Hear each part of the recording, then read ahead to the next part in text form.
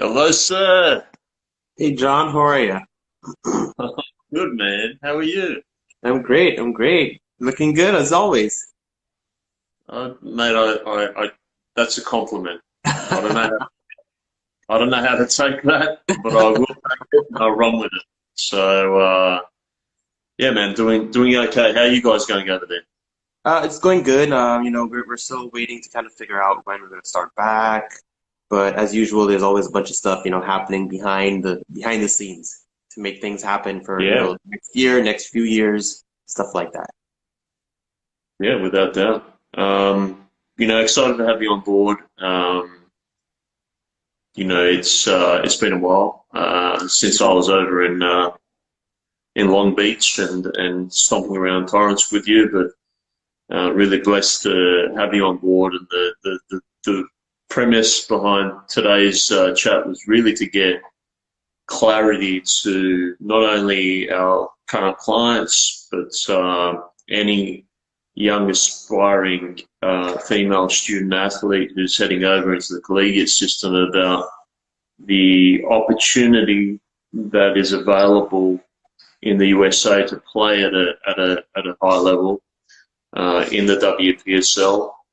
So really the ball's in your court. I'm going to probably get you to give us a bit of a rundown as to your background and how this all began, and then outside of it, a little bit more about the WPSL, how it's structured, how it ties into potentially the collegiate market. There's a lot of synergies there without doubt. And then outside of that, really getting more clarity about your club, and how you guys are run, and the level of competition that you play amongst and against. So one and all, very, very happy to have Coach Aaron Rodriguez of Invictus AC, and I always get the last part wrong. I think it's Feminae. Yep, How are you you got guys it saying? right. It's feminine. Look Yep. at that. Look at that. What a way to start the morning. You know, sometimes my tongue is very twisted in the morning. I just need to get a few cups of coffee Yeah. uh, into me before I get going. But look, again, let's go back in time. Um, I spent time out with yourself, and back when you were branded under a different moniker, but I it was a very, very eye-opening experience for me in terms of just seeing that there is a whole landscape of opportunities for a lot of these young female athletes who may be, say, in the collegiate market, or even those who are outside of that, who potentially haven't gone down the collegiate route, older players who are looking for opportunities to be able to play in a professional environment throughout the year. Infrastructure-wise, it was fantastic. You had all the facilities there, and otherwise, obviously you moved into Torrance as well, and being in Torrance, heading out to the stadium. I believe you're still playing over in the high school over there. Yes, above Torrance High School. Yeah. That's right. That kind of infrastructure, I mean, it bewilder a lot of people. When I talk about it just at the collegiate level, it would probably bewilder a lot of people just to understand that even in high school sports, just the amount of infrastructure Yeah. available to athletes. Obviously, very lucky kids who may kind of go to high schools like that, and if they're playing at a high school level athletically, to be able to have facilities like what you guys leverage at the high school. So it was very, very eye-opening to me, and the level and the quality of the girls across the board was, definitely impressive. Obviously, Alexa and I, at that time, one of our recruits was over at Arizona Western, had a really, really fun time with yourselves and the rest of the team, and obviously the staffing and the resources that you actually had as well.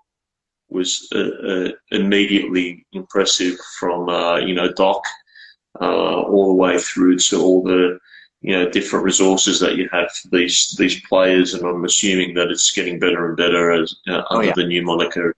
So, okay, so let's go back to the beginning and find out a little bit more about you as a person and as a coach. You've obviously been in the coaching ranks for quite some time now.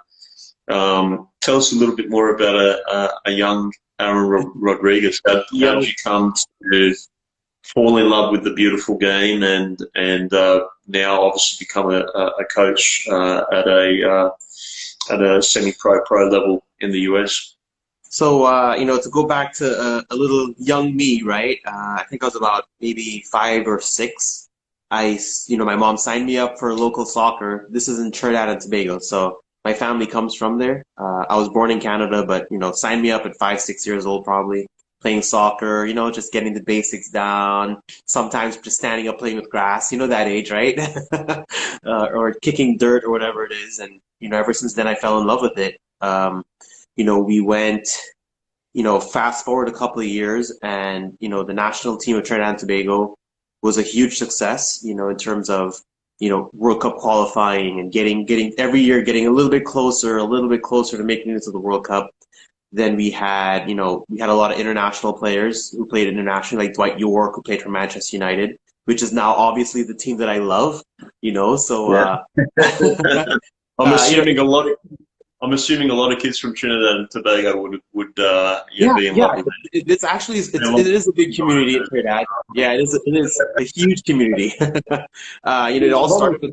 with Was Shaka Hislop from Shaka Trinidad and Hislop, Tobago? yep, Trinidad and Yeah. Tobago, Kenwin Jones, Trinidad and Tobago, Russell Latipi, Trinidad and Tobago. So we've had a Wow. few, for a tiny island, we've had a lot of success in terms of international soccer players. Yeah. We have a lot of players who have ancestry from Trinidad and Tobago, but that play for different countries, like Jadon Sancho, who at Dortmund, technically he can play for Trinidad and Tobago if he chooses to, right? There's a lot of players like that across the board where we could probably field at least 3 teams of players from the English ranks in Germany, all those things. So it's soccer. It would be, well, in Trinidad it's football, right? It's probably I would say it's always a toss up between that and cricket for the number one sport in the country. Yeah. So fast forward a few more years after that, I came over to California in 2011, just to Yeah. get my bachelor's degree in sports medicine kinesiology, because I really wanted to become a soccer coach, right? So I I got my bachelor's and I got into the coaching realm. It's a completely different country for me, so I didn't even know where to start, right? So I just started looking online for jobs and clubs and realizing there is a lot of clubs out of here, right? Just in SoCal alone. And not even in SoCal. I'm talking about just in LA County. It's I don't even know how much they are. That's to tell you how much, Yeah. So LA Wolves, a small men's team, they offered me a job to come out as an assistant coach, and it was actually pretty successful. I was able to coach with Eric Winalda for 1 year. The Well, legendary U.S. national team player. We went to 3 back-to-back U.S. Open Cup third round games, which is huge for a non-professional team. We've had players from, all different backgrounds, ex-pros, current pros who played on that team with me, and that gave me a lot of experience in terms of adult soccer coaching. I've done youth before, but that was my first taste of adult soccer. And in 2016, while my last year at California Baptist University, where I did my bachelor's, one of my friends was like, "Hey, why don't you start a women's program?" I don't. There's no teams, and I want to play. I was like, "Okay, she's pretty good because she's a 3-year starter at CBU." So I was like, "Okay, I'll create something and let's see what happens." The first day we had tryouts, and it was without any promoting it or anything in South Bay. Over 200 people showed up, and wow. I was just blown away. I was like, this is crazy. So you Yeah. might ask them, well, why did so many people show up? And they said, well, in the South Bay, there's literally nothing. and it was surprising because the South Bay, and in retrospect, Torrance is the birthplace of AYSO, which is the Wow. largest soccer youth organization in America and Yeah. technically the world. It is the largest, right? It's the birthplace of youth rec soccer in USA. And I Yeah. was just astounded. I was like, well, that kind of makes sense, right? We have 200 people showing up without uh, any kind of promoting, and there's 200, and it's not 200 of Sunday league players. It's 200 of quality, ex college, current college, ex pros, current, So it was a really eye opening experience. So ever since then, I've been molding the team to try to get it ready for WPSL because obviously I don't want to put a product out there that is not reflective, doesn't reflect me and professional standards and stuff like that. And last year, 2019, was the birth. So 3 years after, after getting sponsors organized and getting facilities and getting all all the small details and insurance and all those small things, we started last 2019, our first season. Learned a lot, but I think it was very successful closer to the end once everyone kind of got used to the pace and used to the level of play, used to the home field, used to the coaching, used to all these different things. It was an eye-opening experience, but it was definitely worth it.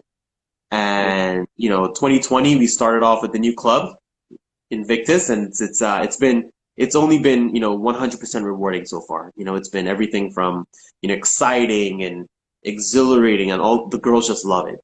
They love the name, they love the colors, they love playing for the badge. We started off really well. I mean, as of now, we're still undefeated, so it's good, right? We've had players, from 200 players that first day to currently right now. If I hosted a tryout right now, I guarantee we could have at least close to 100 people that want to come try out. Yeah. Yeah. I think I've been in the game long enough, and as a player and otherwise, and obviously still as a coach, and it was the journey for me to connect with yourselves was really about how do I provide a pathway or a window of opportunity for our clients to be able to experience uh, uh, summer soccer, if you will, but at a more competitive level. I didn't really engage on the women's side for quite some time at that level, but I think I saw the success of our men. A lot of our clients who played, whether it be in the NPSL or the USL2 or otherwise. So I was extremely surprised at the array of teams, like you said, just within the Long Beach area, and not to mention right across California and the whole of the US. And I guess the big thing for me as a coach was if I saw, and I'm just talking to the fact that I've been monitoring the transition into the new brand, but what I experienced and I saw were pockets of very, very good players and pockets of players who still needed to develop a lot. Mm-hmm. Under the old kind of firm, but now your recruiting cycle has been so impressive. I mean, some of the kids that you guys are attracting are phenomenal. They're coming out of some of the very best environments in the collegiate ranks, and it just looks like a team that's going to be extremely competitive. And given the landscape across the US, and given the fact that the premise behind this discussion is really to get a further understanding and I guess throwing out knowledge to kids and to parents who might watch this now or watch it post the session, is really get an understanding what the WPSL is all about. So did you want to kind of cover off a little bit about the history of the WPSL and maybe talk about where you guys play and how that marries into the whole of WPSL, like the level that you're playing at? So do you want to kind of walk through what that is? Yeah, so with the WPSL, they're, as you said at the beginning, they're Division 2, so they're literally right below NWSL. 80% of, drafts into the NWSL outside of college is from the WPSL. 80%. Yeah. That's a huge amount. Literally every year, player of the year, player of the finals, championship teams, those players all go on to go pro.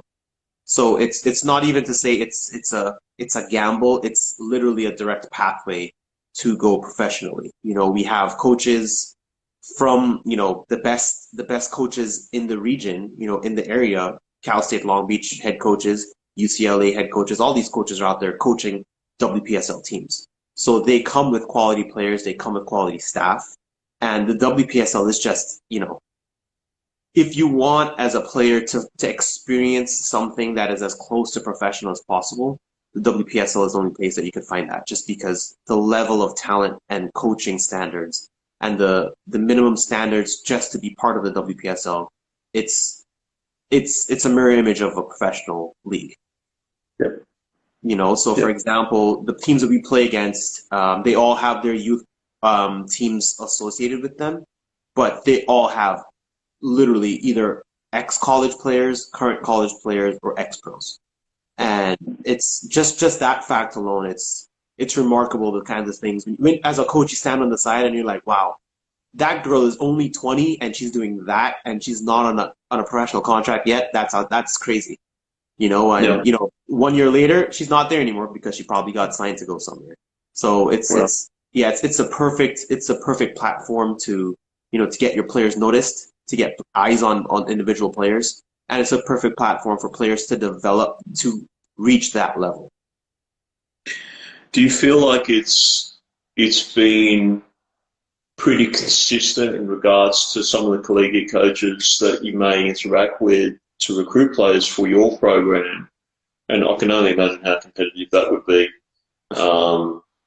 Do you see that it's been a progression to the point where coaches are now saying, hey, look, either I'm a coach for a WPSL franchise, so I see what the benefit is, or you think and feel that, I guess from your perspective, that it's been hard to engage college coaches in general to say, hey, this is actually a platform, like for your kids to be able to grow and evolve and develop, because they are playing at potentially an even better standard than what they'll experience during the fall season in the college ranks. What are your thoughts around that? Do you feel like it's gotten a lot more accepted? At least from my point of view, it's 100%. It's been somewhat easy for me because I never knew these coaches before, so it's not to say we were buddies and hey, send some players my way. Never, because like I said, I came here in 2011. I only coached men's programs. 2016, I started with women's. Never really interacted with college coaches, but just with the level that we have within the club, the level of professionalism, the coaches see that. So a lot of the coaches, reach out to me saying, hey, we would love to scrimmage, or have some kind of contact with you. Let's sit down, let's discuss. Let's invite you to some of our games so you can see our players. So we've had contacts with a lot of different colleges, mostly D1 colleges, saying, hey, come out to our game, see who you like. You can recruit whoever you like. So it's kind of, in a way for me, it's awesome because then now I can pick and choose, this player, that player, that player. I have 10 players and then I go to the coach saying, hey, this is the type of attitude I want to have on the team. These are the 10 players I have. What is a good judgment call on you in terms of what players you want to have be part of my program? So in terms of, as you said, I don't think I've heard other teams say it's been a bit stressful for them to get, contact with colleges, but for me, it's been actually a bit too easy, where it's like, okay, I mean, I guess I can show up to your game, I didn't even reach out to you, or I didn't even consider it because I thought, well, you're doing your thing, I'll do my thing. I'll reach out if I need players or if I think I want a specific player. But, I've gone to at least 5 different colleges where coaches invited me to come out to scout their players. What is the transition? Have you seen, and again, without really knowing the ins and outs of the NWSL, but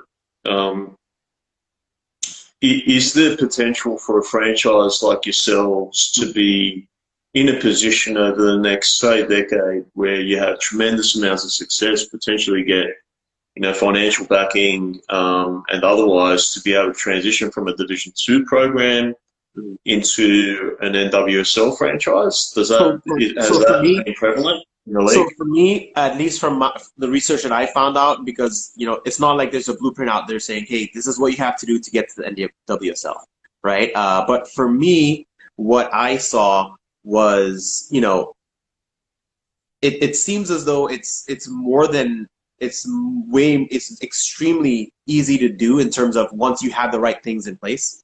So if you have the facilities and you have the staffing and you have the funding from the sponsors, then there should be no reason why you can't. That's literally how every single one of the NWSL teams started. They had X, Y, and Z, all their ducks in a row, and after that, it's just a matter of getting those things in place. So I don't, the overall, our SMART goals for the club, that's one of our goals, is eventually to become professional. We currently, to me, are extremely close to that in terms of what we offer the players. With all of our sponsors that we have. So we have, Dr. Brown, physical therapist, anything you need to get fixed, you go to her and she'll do her magic, right? We have our team psychologist. I don't think much teams out there have a team psychologist, sports psychologist. You go to him and, he schedules phone calls, Zoom meetings. We've had tons of team Zoom meetings and it's been a success on and off the field. We have our gym where we go to twice a week. We go there, we work our butts off, and we get stronger on the field because of it. I remember working my butt off over there. Oh yeah, as well. Oh yeah, I saw you were gassed. But it's small things like that. We have a bunch of other stuff coming up where hydration. We have companies that's going to be coming on as sponsors. We have we have cycling. So we have a cycling corporate partner that's going to be coming on. That's going to help in terms of getting our base endurance up. We have our uniform sponsor, which provides extremely quality products that is local. We have our Forefront Media, which is by far I think one of the best companies out there in terms of getting sports photography, sports video highlights, individual player highlights. They're just amazing. So I made sure that the club is strategically partnered with these companies where the players literally have everything they can to be a professional player just without the contract, because we're not a professional club as yet. Yeah. Do you feel like that you're building up and again, parting with the 2019 setup now with Invictus, are you focusing as well on being able to build out an academy infrastructure where you actually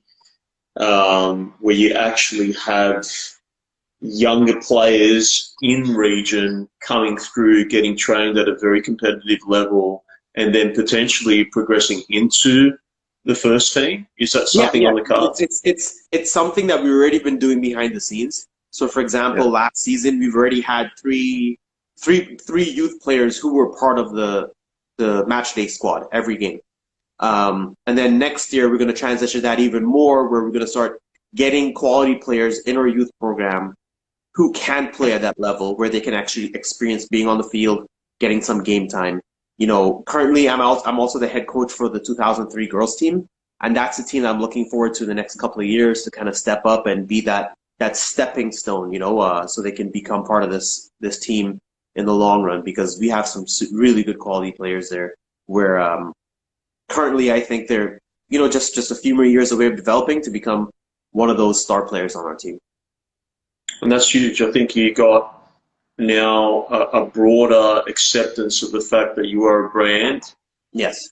A strong brand within the Californian region, and that you can attract players from some of the top collegiate environments around California.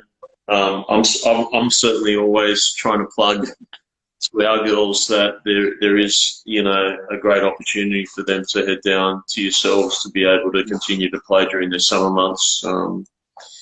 And I think that outside of that, and most importantly, is that you actually have some infrastructure in the background to be able to develop um, develop these younger players so that they can transition to become first team players. And I think if you can create that little factory, then what you're going to be able to create is something very sticky and very special when it comes to the brand in the local market. And that's really, really interesting. Now, I'm gonna kind of hit you up, and I know that Invictus is, in your mind and in my mind and otherwise the #1 club in Cali. But what is who do you see as probably the strongest franchise? And that's just you being upfront. You know what I mean? In California and just generally right across the WPSL, do you feel like California is the hub?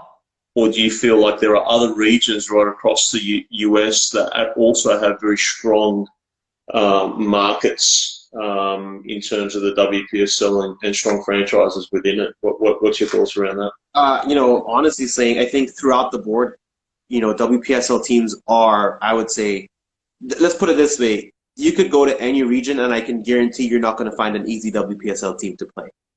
So there's teams over in, Oakland, there's teams over in Colorado, there's teams over in New York where they're just, they're star-studded teams, if you want to put it that way. So within each region, you're always going to find a team that's going to be a really, really competitive game where, if you slip up once, you're going to get punished for. So I honestly believe that, and this is not me just trying to promote the league or anything, this is just me being as honest as possible. You just look at the highlights of these teams, then you look at when we go play the teams in our own region, and not even just in our own conference. You just break it down to the conference level. Our conference is super competitive. Just our conference alone, we have Golden State, which is every year, has a really good team. LA Via, which has consistently been a good team. So it's in a way, it's us being unlucky that we're in a region where we have so many. The top four are normally only split by less than like 6-8 points. So it's just a tremendous. Our conference alone, we have Pats, which is always really good. We have Surf. You really can't compete with Surf in terms of their youth program, and they're now starting to get their women's program up. So that's going to eventually bleed over. We have Galaxy, who just came over, LA Galaxy, who is going to be rebranding. Oh, wow. And yeah, they're going to be rebranding. I'm not sure what their rebrand is going to be, but they're going to be super competitive. They have all these players that are just out of this world. So it's not only the fact that we have a good program, but it's the fact that when players come to our program, they can see these players and they can play against players that can really push them to be the best that they can be for 90 minutes. So, to answer your question in short, I think there's no team in the WPSL that's a walkover. They're all in every region, every conference. They're just 100%. They're just always ready to play. Yeah. So how's it structured? So you'll play within your conference across California, and there's obviously a national playoff and all that kind of stuff. So how does it work from within conference, and then how does it progress outside of it? You mentioned the US Open Cup as well. How does that tie in? Do you want to give the viewers a little bit more of an understanding about what that entails? So how it works with the WPSL is that in each conference, depending on how much teams you have within your conference, will be depending on how much teams move on to the next round, right? So it's conference, then region, then nationals. So within the conference, which is ours is the Coastal Conference, we have 8 teams. We're supposed to play with 8 teams this year. Out of those 8 teams, we have 2 that automatically go up. But before that, you have to play your conference. So we have NorCal versus SoCal, for example. But each year, those conferences switch up depending on who you play or whatever, right? So we have, within our own SoCal conference, we have 2 different sections. So we have the Coastal Conference, and then we have the Pacific Conference. Each one of those have, X amount of teams that switch depending on location and team dynamics and stuff like that. And you play, you become top 2, you move on to the regional. Then after that, you go to your your national playoffs. So it's really if you think about it, it's almost like you play league and then after league it's like the FA Cup, right? So you play bigger teams, and then eventually everyone comes together and plays that final championship weekend where it's championship weekend. That's always something that each team wants to try to strive to because those stadiums are magnificent. When you actually look at it, just the stadium alone is superb. Well, and who have been the perennial kind of powerhouse across the whole landscape of the WPSL? Who have been the national champions? So when you look at it, the good thing about the WPSL is because it's so competitive. I don't think there's been a team that's won it 3 years in a row. Wow. Yeah, I honestly don't think so. Obviously, if you look at the history, there's some teams who have won way more. So Fire and Ice, California Storm, which is always a powerhouse. They're normally the teams that are up there.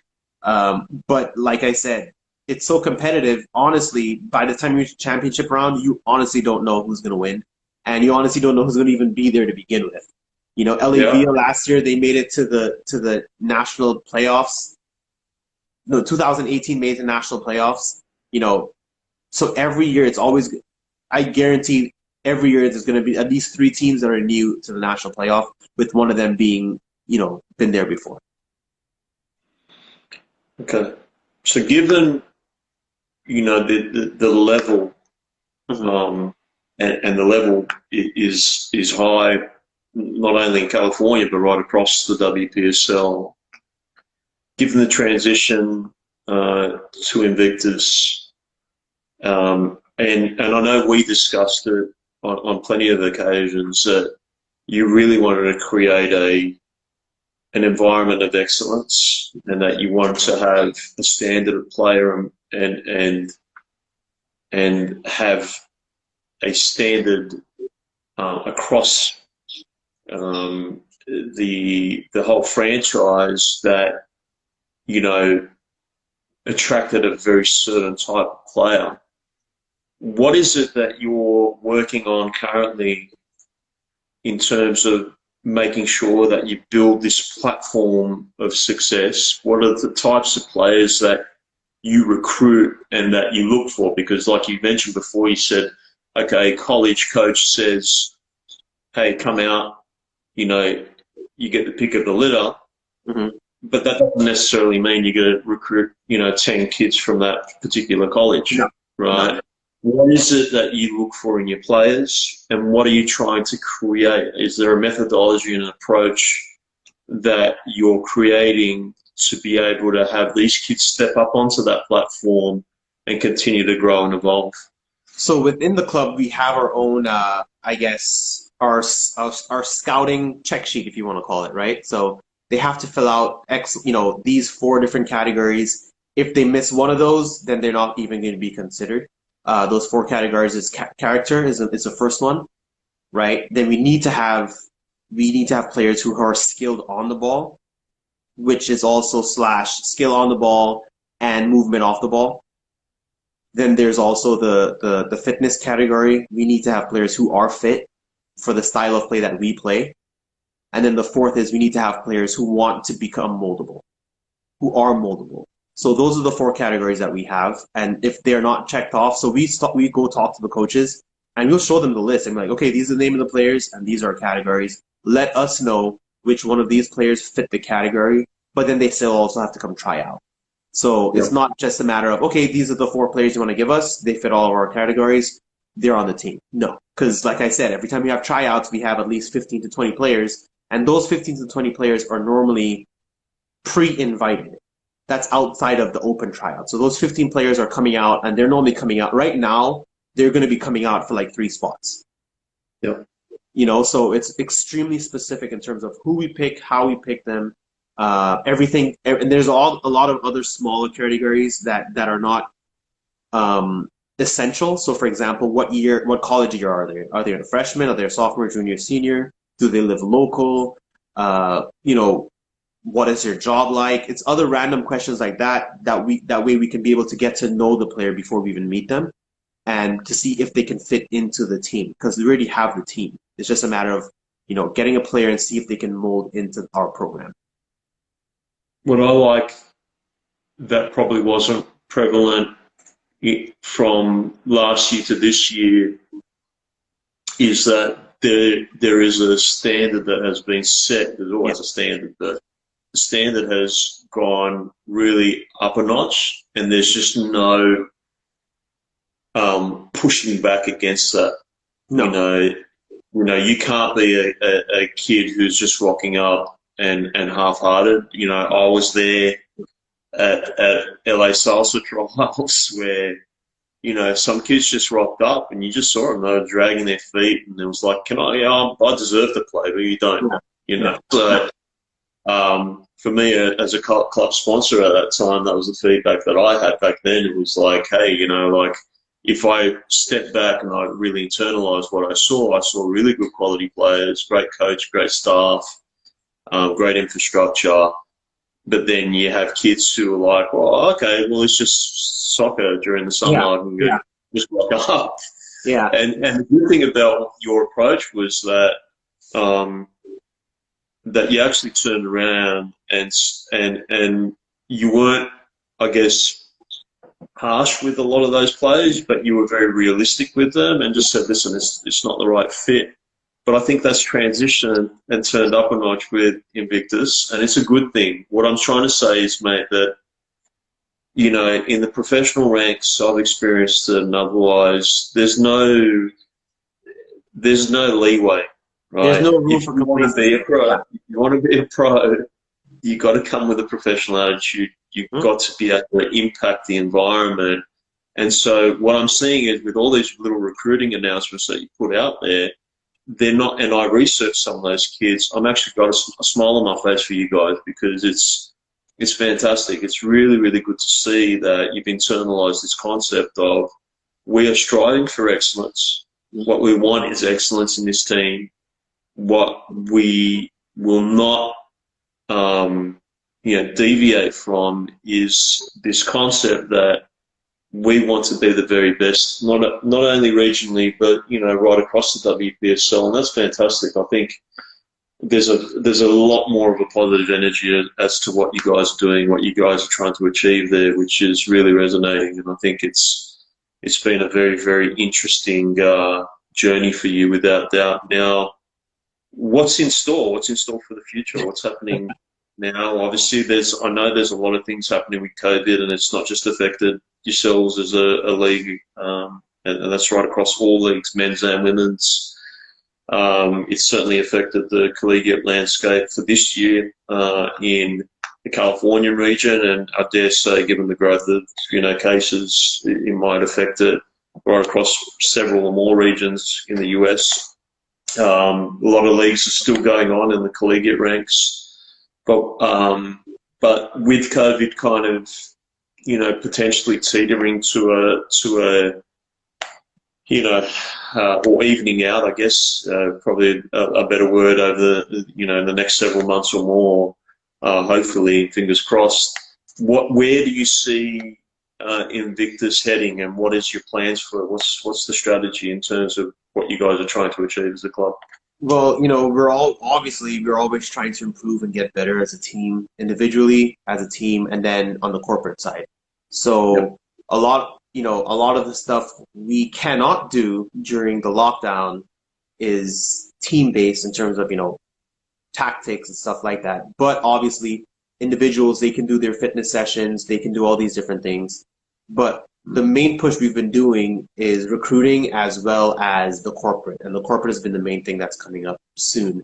Once we kind of wait a bit to kind of figure out when the best time to announce it. We have at least 6 new corporate partners that we're going to be bringing on. We have a local hotel. So when we have international players coming in, they have a place to stay. We have, like I said, the water company, which is a very big local company that sells in all the 10 big chain stores throughout California. We have the cycling company, where they will be giving us, the women's team, free cycling classes just to get, like I said, just to get that base up, keep them at a professional level. there's a lot of things coming up that we want to announce. We just can't announce as yet, just because it's not the No, right that's fine. I'm not expecting an announcement. What I'm just trying to say. Like, I think overarchingly, yeah, the corporate side, I get it. You're talking from a business perspective, but from a team cultural perspective, time. what is, that's what I was kind of aiming at. I think, where is it that you guys want to kind of strive to be at over the next, 3, 5, and then, 10 years as a club? So, definitely we want to be able to become, a staple name throughout the Southern California household, and that's what we're going to be doing within the next couple of years. Off the field, that's what we're going to be doing. We already have, local companies that back us, that promote us, that support us. We have local news stations that come out to our games. We're going to have a big push in terms of youth doing clinics and camps and stuff like that, just to get more athletes into our program, which we can eventually funnel into the women's game. We have on the field stuff. We're obviously going to be creating new avenues of success for each individual player. We're going to have video highlights per player where they can be recruited more easily to go to professional levels. We will have more tryouts in terms to give players more opportunities to be seen, because a lot of the times, from my experience, the players just don't know. They don't know that the WPSL is there. They're starting to know, but then a lot of the times they stumble across the page like, where have you been? So a lot of the time it's obviously going to be a lot more marketing again. We're going to have a lot more promotional stuff, but on the field we're definitely going to be, I would say, staying in the same lane that we are now, but just going at a higher speed. We're just going to be going, more professional. We're going to be way more organized. And to me, and this new Invictus team, I've been telling them time and time again, effort will carry you a long way, and character will get you there. So, that's what we're going to be doing every single session, every single month, every single, cycle. That's the main goal for the team. Recruiting obviously is a big thing, but if they don't fit into the program, and we're not going to be taking players just because, they have to be someone who can come in and replace someone. And if they're not, then they're not going to be on the team. So, the standard has definitely been set, and I think there's a lot of interesting things that are happening at Invictus. And, I'm just, again, I think there's a lot of, you created momentum, and I think the right people on board and the right partners. And I think the big thing for yourselves is the fact that you're just gaining more awareness. And I think, whether that be in the community level, at the collegiate level, at the professional level, that's where you truly want to be, and you want to be able to continue that momentum and growth. But it's just again, I'm very, very grateful that you jumped on board and gave us some insight as to the club, because I came back from my trip in LA and spending time with yourselves throughout the week that I was out with you. And when I came back and we were running camps here locally and otherwise, and talking to the collegiate recruits and saying, hey, there is a sincere opportunity for you. And I talked about these experiences that I had, spending time with yourselves as a franchise and being part of that process with you. This new rebirth for you, I'm excited for. And I think that it's just going to, grow in leaps and bounds. I think right now the mentality is right. What you guys want to achieve, and I think what you're trying to achieve, it will continue to grow in leaps and bounds without doubt. So without further ado, one and all, thank you very much for joining us today on the College Insider Live. It was a fantastic little get-together here with my very good friend, Aaron Rodriguez of Invictus AC Feminae, based out of California, Torrance, California. Just a blessing to have you on board, man, and really, really grateful for your insights and giving more clarity to a lot of the people who will no doubt view this where they're aspiring to go into the US market as a collegiate player or otherwise, about the opportunities that are available in the WPSL with a franchise like yourself. So thank you again. Thank you for having me, and definitely want to make sure we stay in contact and and get players Always. opportunities to play, experience a professional level, play at a professional level, and hopefully become a professional. Yeah, without doubt, man. And I really, really appreciate it. Again, say hello to everyone, all the girls, say hi to Doc for me, and all the partners and otherwise. And again, man, always grateful to connect with you, and definitely be in touch with you shortly. Yeah, no problem. Thank you. All right, brother. Take care. Have a great day. All right, have a good one. Bye.